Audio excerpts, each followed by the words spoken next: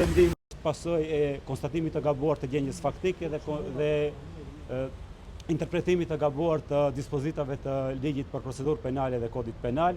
Kundër të këtij vendimi në kohë do të deponojmë ankesë pranë gjykatës së apelit dhe presim që e njëjta të nxjerrë vendim meritor.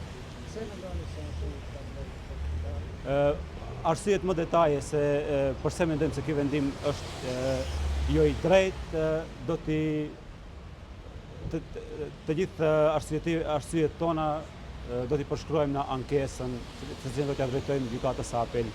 Më tepër se kaq nuk kemi komente sepse vlerësojmë se diçka e tillë do të ishte cënimi i autonomisë të gjykatave dhe presion mbi gjyqësorin i cili presupozohet të jetë i pandikueshëm nga opinioni.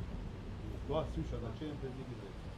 Jo, e përsëritim edhe një herë. Gjykatja ka kryer punën si duhet. Keni ankesa në paraqitjen e dëshmive, në prezantimin e, domethënë në marrjen në pyetje të dëshmitarëve. Çdo kundërshtim që kemi pasur gjatë procedurës e kemi shprehur në gjykatore dhe ju keni qenë prezent aty, mund ta konfirmoni. Më tepër se kaq publikisht nuk mund të them asgjë më tepër.